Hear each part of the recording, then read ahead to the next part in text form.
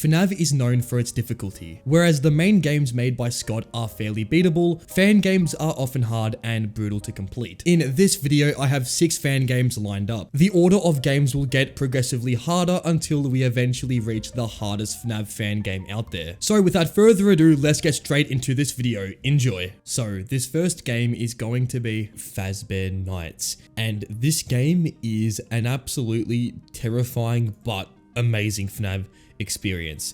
Let's get into it. I begin my playthrough and immediately the game's atmosphere and the free roam aspect completely take me away. I was sold that this game was gonna make me scream, and those words were well said because you know what, we'll get into it. So I made my way toward the office, and at this point the nights have just begun. There's 2 doors left to right, and there's also a camera, and that's it. The rest is just keeping the animatronics away. Now there's 2 playstyles toward this game. There's one where you can run around and die, or there's 2, you stay in the office and you wait for the animatronics to run at Mach 2 toward your office. So I chose the second option, and this option was a very good choice because well, I decided to do a little traveling at the beginning of my playthrough. As I was exploring, Bonnie happened to be in my direction. Bonnie saw me and sounds started to make, and I was screaming for my life. The heavy robotic footsteps mixed with the really close quartered gameplay made me just lose my mind. So I went back to the office, played the game as usual, keeping track of the animatronics, and it pretty much plays the same as FNAF 1, but pretty much the added threat of free roam gameplay makes the game a lot more tenseful. And there was a few times where I had close encounters with the animatronics. I would make my way through the majority of the game unharmed until I made it to night 4 and my power was starting to drain, and at this point I knew I had to face whatever happened at the power outage section of this game, and I was not prepared for what was about to unfold. The power drains and I am now stuck with 0 power. The whole place goes dark, and at this point I just run around just hoping for the best, right? And I just try and convince myself nothing is really there to get me until I saw this thing. This thing starts to chase me down, and I absolutely broke down. And I'm going to play you the actual clip, but I will give you a quick headphone warning so you have been warned. Oh my god, oh my god, oh my god, oh my god, oh my god. Oh. Ah! Ah! Ah! Oh my god!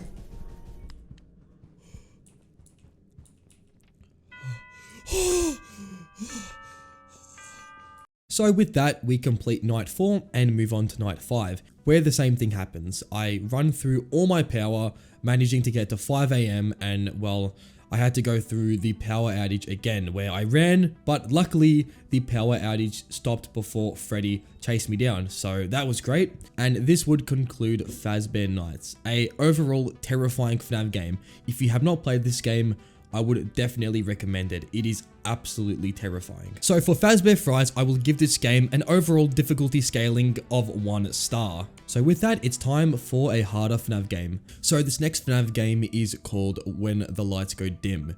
It's a reimagining of FNAF 4, and it takes a more gory approach to the original animatronics. There's a lot of animatronics to keep at bay and a lot of mechanics to learn. However, the actual mechanics themselves weren't too complicated. Mainly go toward a certain area, close a door or close a curtain, and the animatronic will go away. Pretty simple mechanics. By listening to the audio message at the beginning of the night, I would get all the mechanics down pat, and by this point I would now be able to start the night, and the learning curve was pretty rough. For example, with Foxy, I didn't know that the flashlight, you actually had to flash it like multiple times to get rid of Foxy. I just kept the flashlight on him, which probably caused me a bunch of deaths, but nonetheless, I would eventually get pretty comfortable with the game's mechanics and now be able to start an actual run where I did really well.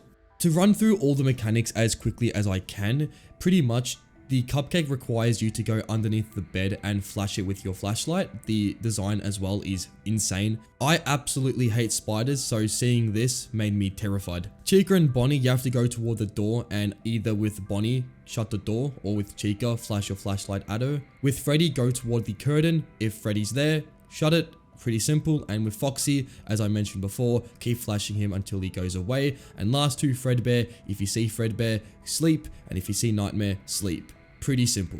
The game gives you enough time to kind of go through each animatronic's events with enough time to go back toward the bed and kind of recompose yourself. And this allowed me to get to a really high amount of time on this night because I was able to kind of just get through all the mechanics pretty simply. And then I was just kind of executing it each time, making sure that if I heard a noise, I would kind of roughly knew what animatronic was going for me. So if I heard noise coming from my right side of my headphone, I would know Foxy's coming for me, and stuff like that I really enjoy. But for this game, it actually makes it extremely easy, and that's not really me trying to like say the game is bad. I really enjoyed it, but the mechanics themselves weren't too punishing. Like, you could do everything and have enough time to kind of recompose yourself. And with that, the amount of time I survived for was around 18.5 minutes. So pretty long time, and by this point I'd already completed the 6 minutes, which is what you need to get to the bonus menu and get toward the credits. So that means essentially the game is done. With the extras menu, you can see all the animatronics designs, and they are really awesome, like, designs in general. They're very cool and gruesome, which is something that I think FNAF kind of missed, with obviously Springtrap being the only gory animatronic. I wish there was more, but here you see an array of just completely grotesque and just disgusting animatronic designs. It is truly awesome. So for when the lights go dim, overall this game gets a difficulty scaling of 2 out of 5 stars. I'm letting you guys know now that the games really get hard. Like, they get harder from here. So with that, let's get into a harder game. Let's go. This next game is FNAF 2 Reimagined. It is a Roblox game, but don't make that misunderstood, because it is an absolute amazing experience. Like, I would compare this to some of the best fan games ever made. So let's get into it. So with this game, you are pretty much in the FNAF 2 pizzeria. However, there are some differences. First of all, the puppet is gone.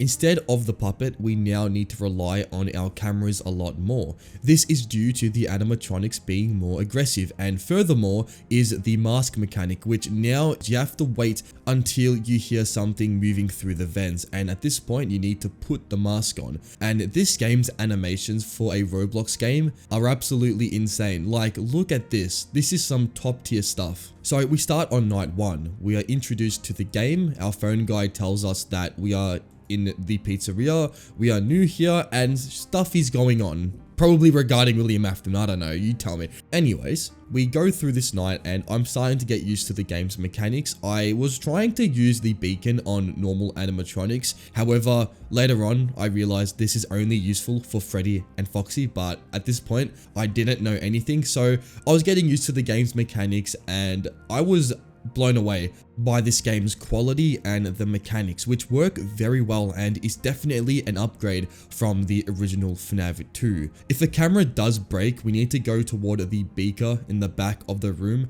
and switch the dial on whichever camera had broken. If there are animatronics in your vents, doing this can be very stressful, and a few times I was absolutely just terrified of going back here because I had like Toy Chica and Toy Bonnie in my left and right vent. It was very stressful. And we now have the jump scares, which I do want to talk about because they are insane. Like, you think Mortal Kombat finishing moves are bad, well, wait till you play FNAF 2 Reimagined, because this shit, it's insane. So when you get jump scared in this game, the animatronics don't just kill you.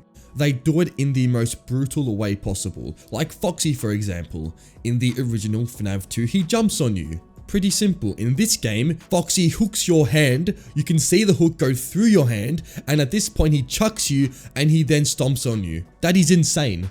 Or Mangle's jump scare, where Mangle will go down from the roof of the building, basically impale you, and then chuck you around the place. Like, what in the earth? But I like it. It is actually very cool to see some more brutal jump scares, because in the original games, we aren't really shown that they do much, but this game you can see that the animatronics will attack you and they will do it in the most brutal way possible. It's really awesome. So eventually I would go through the first 3 nights, which implemented a few new mechanics, including Foxy, where now Foxy can either spawn in the hallway or one of the party rooms, and at that point, if Foxy is in the party rooms, we need to use our beacon on Foxy. And then Freddy, who will spawn in and have 4 different stages. Freddy's first stage, he will be in the prize corner, the next stage being the dining room, after that the hallway, and the last stage, which is the party room. And at that point, point, Freddy will actually be visible in the hallway and you're screwed.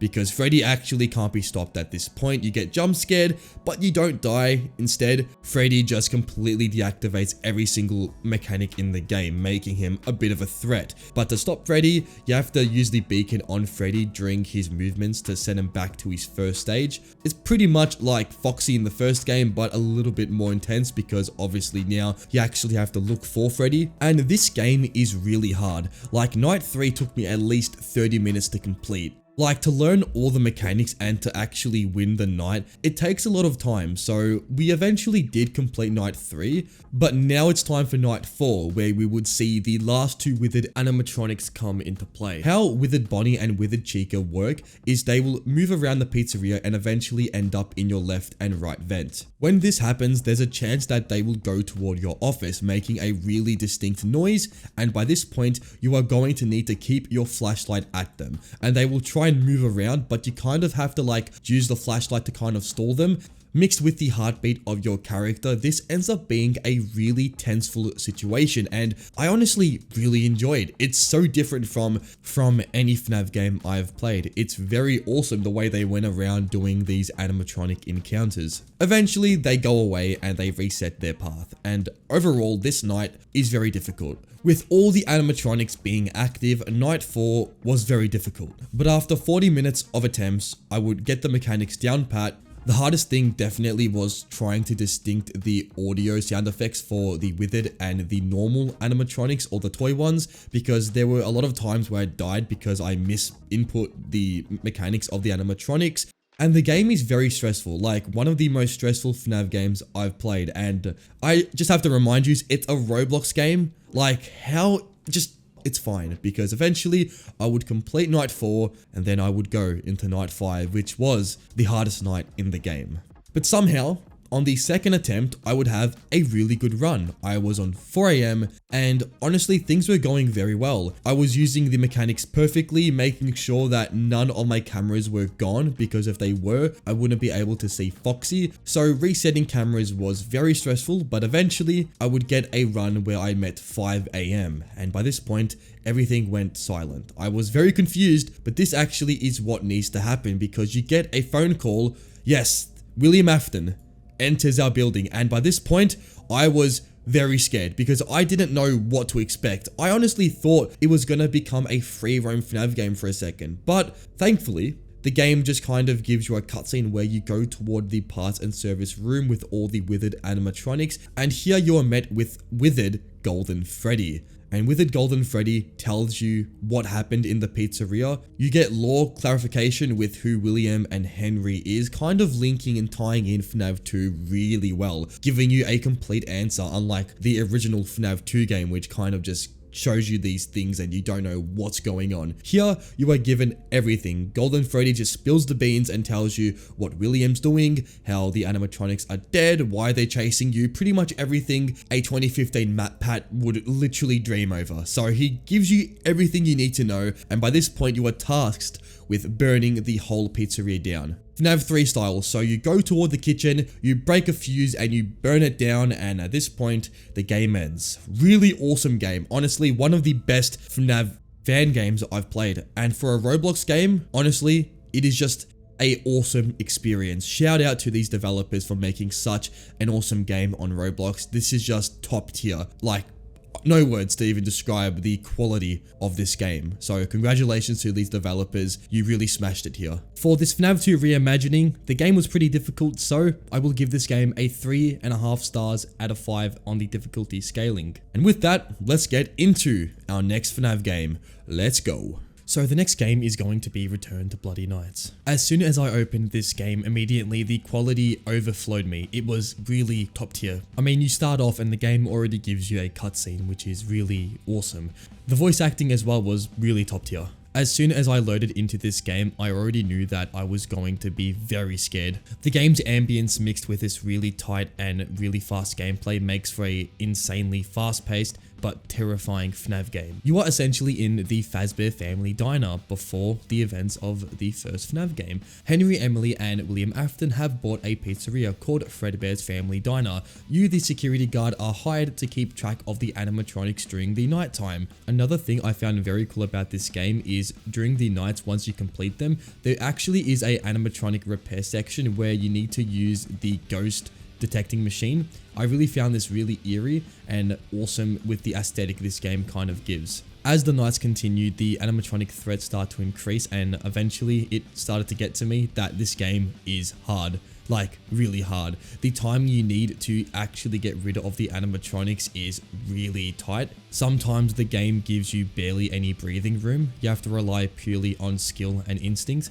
The puppet I found to be one of the easier threats in this game to detect. All you need to do is look behind you, detect the puppet with your flashlight, and well, it goes away. A cool thing I also found was a Sonic Easter egg. Whoever added this is an absolute legend. As the nights continue, the animatronic threats got a lot more intense. Eventually, we would close off with night 4, and at this point, we would have to go ahead and use the ghost detecting machine on Fredbear, or the version 2 version of Fredbear. Yes, this game has multiple versions of the animatronic, which is absolutely insane.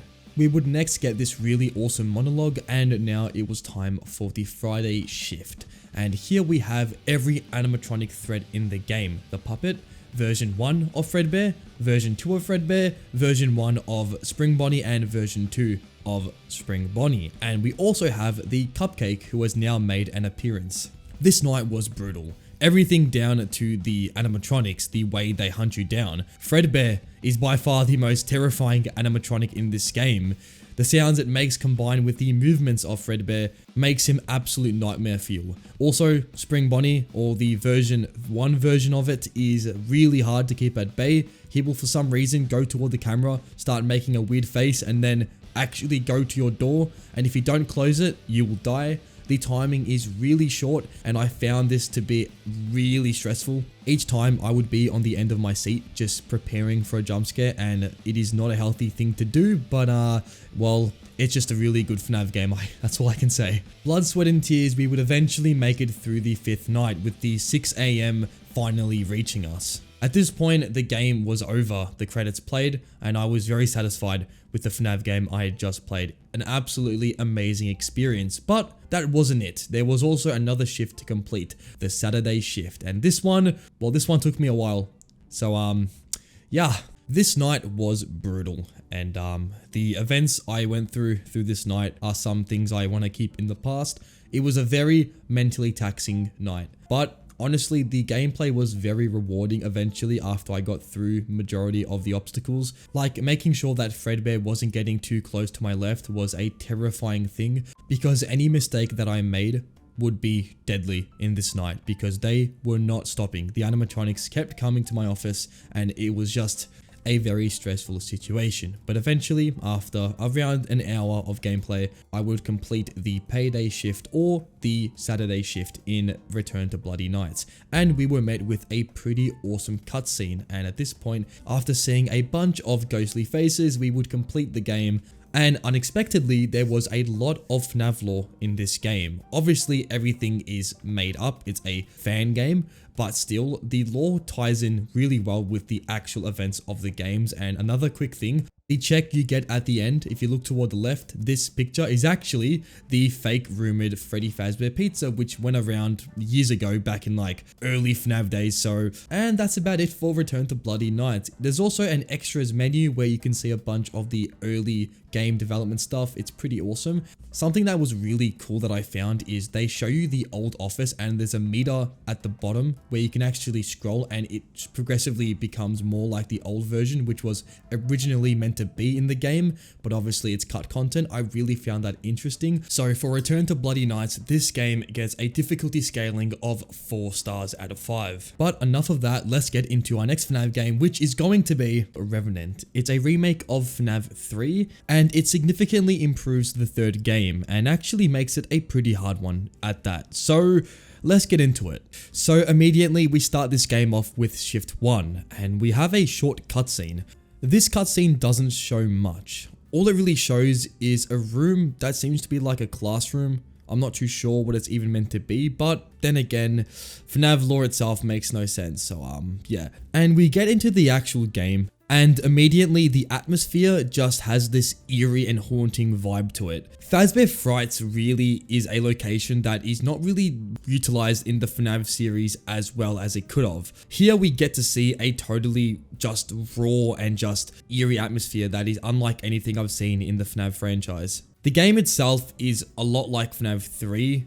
The camera locations are a little bit tweaked and the vents themselves work a little bit differently, not much, but a little bit different. They're just located in different areas. Also, another thing that I notice is going to the control panel. The actual way to utilize this is you need to combine a input. Like, for example, for ventilation, you have to input RRES, and that was just something I found bizarre, but eventually I kind of got used to it. Everything was going fine, and we had Phone Guy talk about how, well, this is a horror attraction, blah blah blah, FNAF 3 lore stuff. But I found the most important thing about this night was getting used to the mechanics. They were definitely different, to say the least. The sound design as well was something that I really thought this game nailed.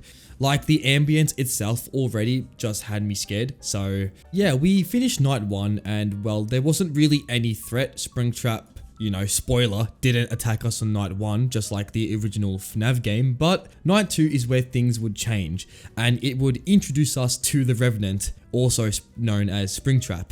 And my days when I first saw Springtrap in this game, it just took me back to when I first played FNAF 3. The same horror, the same awe I had in that game was replicated here, and that is something that I think, I can't even understand how I still have that same reaction to it, but it was awesome to see Springtrap in this whole new take. And then I heard the vents, and when I heard the vents, I knew something was wrong.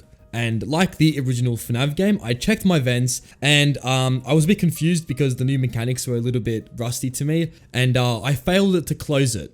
And if you know what happens when you fail to close the vents, well, it's not good, because at that point, I start to hear some breathing, and it was really making me just unnerved. And then I turned my camera down and I got jump scared, and it was the most intense jump scare I've ever had in a while. Like, this one actually took me off guard. It was terrifying. I was screaming.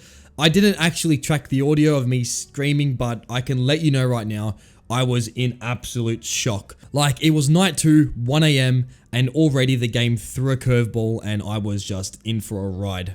I was getting used to how Springtrap acted, and let's just say this attempt went a lot better. I actually completed the night. Something I did pick up was the Phantom animatronics, which at first I didn't know how they acted, but they are essentially the same from the original, but they just kind of look different. Like, this is how they are looking in this game. Pretty much they look like burnt just things. So yeah, pretty terrifying stuff. We complete night 3 and get this really cool 6 AM animation, and at this point it's about time to head into night 4, where again it was essentially the same thing. We just had to keep track of Springtrap, and finding Springtrap was the hard part, because in this game he's essentially just a stealth god. Like, in some cameras you'll see his glowing eyes, some cameras you actually see his full body, and sometimes you will see him up close breathing in the camera.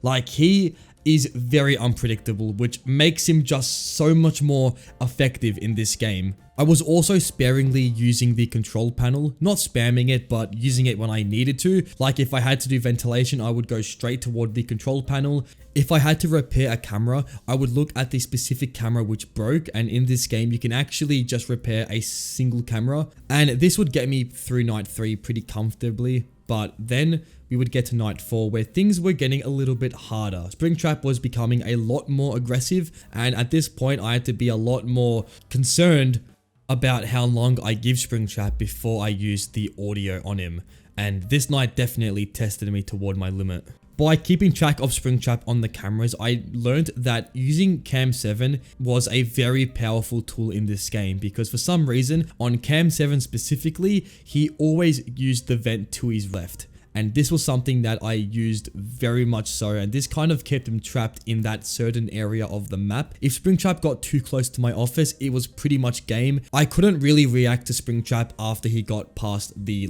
area in front of me in my office. By that point, I was already screwed. I tried using Cam 2, but even then, it was just too late. Also, closing vents quickly in this game was very important to my survival. Like, if I kept a vent up for more than 3 to 4 seconds, it was just done. I was dead. With enough luck in keeping Springtrap in the top half of the pizzeria or the fright attraction, I would eventually complete Shift 4 and move on to Shift 5, which is by far the hardest night 5 in this whole challenge. This one really tested me because Springtrap became literally Usain Bolt, and it was just terrible. We start night 5 with this very eerie cutscene of the pizzeria and Springtrap, well, kind of being in it. He kind of appears at the very end, just kind of, just hinting at what's gonna happen. And let's just talk about the night itself, because this is where things heat up. Because Springtrap just was an absolute pain in this night.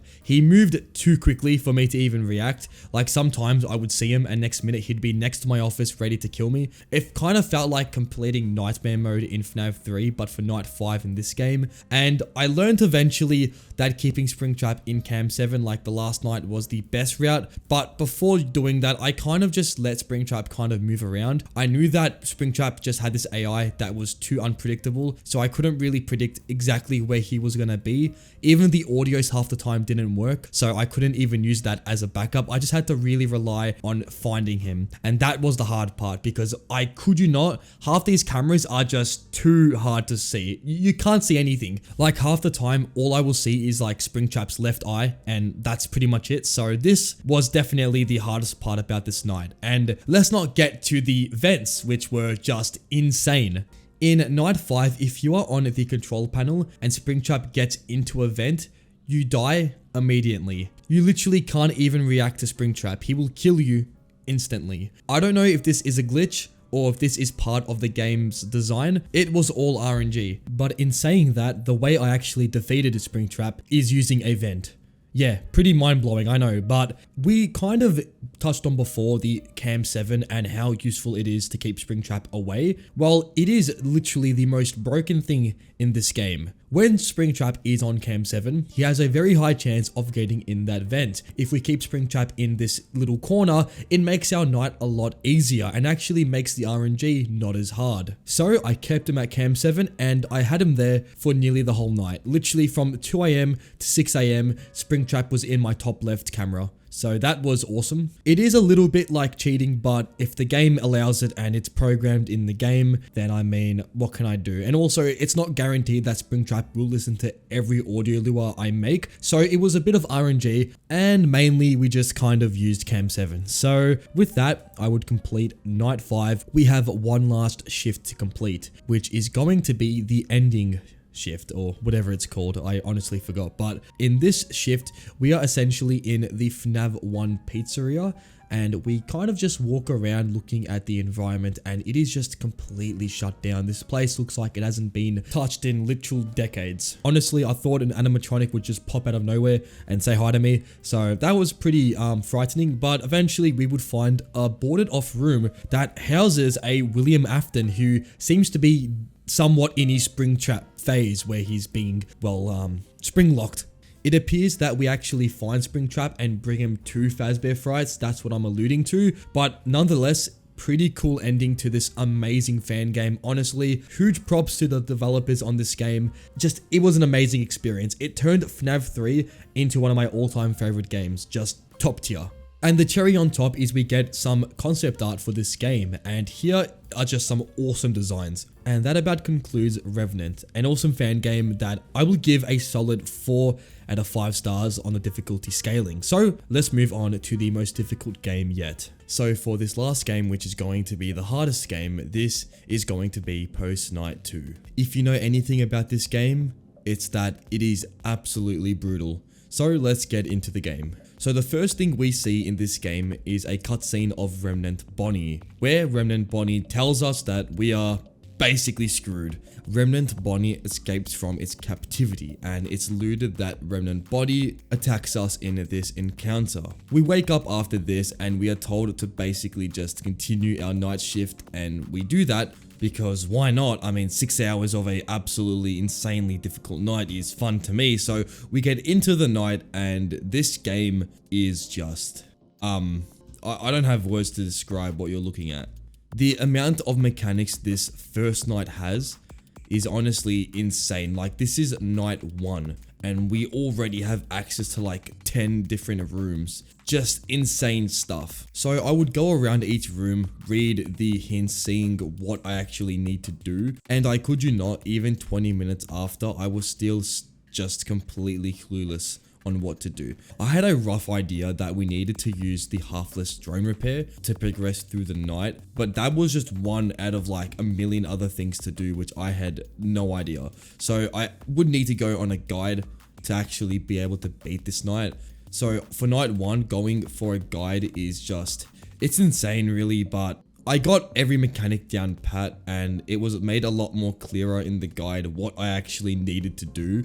And a lot of the times the game kind of doesn't really tell you fully on what you are expected to do, only what you roughly need to do, kind of making you have to figure things out on your own. And I wasn't having that because I died and spent 40 minutes on night 1. So that wasn't happening. So eventually I would get the hang of things and be able to actually beat the first night. I would go through the mechanics of the game, but honestly, what I've already told you, I don't think there's a point. Let's just say we did a lot of things and got through night 1, and now it was time for night 2, which introduces a few new animatronics. We now have the likes of a Remnant Chica, Remnant Foxy, and Remnant One-Eye Bonnie. And we also have Remnant Baby. How these animatronics work is pretty much different to one another. For like Remnant Baby, you have to go to her and select on the correct memory. That's like the things you have to do in this game. I don't know why, but yeah. For Freddy, you have to like use a drone. I don't know how that actually keeps him at bay, but that's what you need to do. The game just has a bunch of mechanics that are, well, at first will look very strange, but eventually you kind of get the, hang of things. Another thing is that the animations you make going to room take a lot of time. And for a game like this, time, you don't really have it, because once an animatronic spawns in, you've got not much time to actually deal with that animatronic.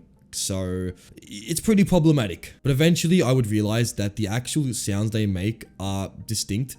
And by realizing this, I would be able to kind of pin where the animatronics are roughly when they spawn in. And this helped me very much, because doing this gave me a advantage over the insane just difficulty this game has. So with that, I would eventually beat night 2 and move on to night 3, but I forgot to tell you that there's actually a post-night section regarding the house area, and this is just kind of lore tie-ins. You can go around the house and look for clues as to what's happening outside of the night shifts, and I honestly was very confused on how this actually worked, so I kind of left it, didn't really think much of it, but there was that as well, which was pretty cool. But anyways, night 3, it's pretty much night 2, but significantly more difficult. Night 3 would go by pretty quickly. I already knew the game's mechanics, and it was the same thing, so just being to things faster and kind of being a little bit more precise was pretty easy to do. That said, I did die an absolute shit ton of times, but that doesn't matter, because eventually I would get a really good run where I would counter every animatronic in the game. Look at Foxy's design. That is absolutely terrifying. But anyways, I would get through night 3, and at this point we would complete the first section of this game. Yes, there is 2 separate applications for this game. So that's great. I would then move on to the part B version, which had night 4, 5 and 6. But for this video, I only completed night 4 and 5 because night 6 simply was just, yeah, no. So night 4, and now we have a totally new office section. So everything we learned from the first game, well, just forget about it, because now it's a whole new thing, completely new. I was playing the night 4 section, and I was wondering how to actually look at Remnant Puppet, who is an animatronic in this night, and I was just spamming buttons because I generally didn't know what to press. The game doesn't tell you. It's Q, but I didn't know. I accidentally pressed 5, which in this game completes the night for you. it just completes it. No questions asked. It's a bug in the game. If you press 5, you can complete the night. So I did that, and I was so confused when the game just gave me a night completion. So that was pretty confusing, but anyways, the night itself was pretty simple, actually, compared to the first part. Essentially, we have two different type of animatronics, the ones that have surround sounds and the virtual discontent animatronics. Every animatronic in virtual discontent can be easily counted by, well, they will ask you for an item and you have to select the item on the item bar. So yeah, and then the other animatronics, you have to kind of rely on your surrounding senses, your observation skills. So with Balloon Boy, you need to stare at him. With the puppet, you have to press the left mouse button around 30 times, press Y, go up the ladder, and then look behind you. I'm not kidding, that's an actual mechanic. So getting through this night was pretty simple because the actual animatronics didn't really spawn in too often, so you could kind of like get through it pretty reasonably. Also, this night for some reason has 6 AM to like 12 PM. I don't know why that's the case, but it is, so yeah. But eventually, I would complete this night and be able to move on to night 5, which by far is the most confusing night ever. So let's get into it. So night 5, we have the original animatronics, and these ones are pretty difficult because each animatronic has a completely separate mechanic. We also have like these insta orders, which are like things we need to do after the 6 hours are up. Yeah, and then we have to like worry about having a mask, and then there's power-ups in this night, and there's like, I don't know, let's just get into things. So the thing is with each animatronic is they have something you need to do. With Freddy, you have to select the correct music that he's playing. These are tracks from the original FNAF games, yeah. Foxy, you have to like see if his eyes are not in his pupils, you have to report it. Chica, you have to cut the power, and Bonnie, you don't do anything, you just put the turret down and hope that he doesn't spawn in because his mechanics are actually broken. But anyways, this night was interesting. One of the power-ups was Second Life, and I tried to not use it, but simply at 6 AM, I couldn't complete the night. My game was bugged. I tried using my install order to leave, but it wasn't working. So out of a desperation, because I was being hunted, I just used Second Life, and eventually the actual process that was meant to work worked. So I was able to complete the night. But this night is just complete ludicrous. Like the walking animations themselves take literally decades to complete. Like to get from point A to point B is 15 seconds. So I can kind of understand why I chose this option. But yeah, this night is just completely insane. But enough said, we completed the night by completing our install order, and at this point we have an Afton text adventure, which I skipped because I could not be stuffed, and at this point I had completed the first 5 nights, and if you're telling me complete the 6th night, no. Not happening. So happy days, we have completed post night 2 with a total of 1 million hours played, so that was pretty fun. And for post shift 2, this game gets it obviously 5 out of 5 star difficulty. It was absolutely brutal. Well, those were all the fan games for today. If you have enjoyed this video, then please consider smashing the like button, and if you are new around here, we are on the road to 30k subscribers, so smash the subscribe button, it will really help out. On screen here is a challenge where I can't die in FNAF, so honestly recommend checking this video out. It was absolutely brutal like this one. But until next time, take it easy and goodbye.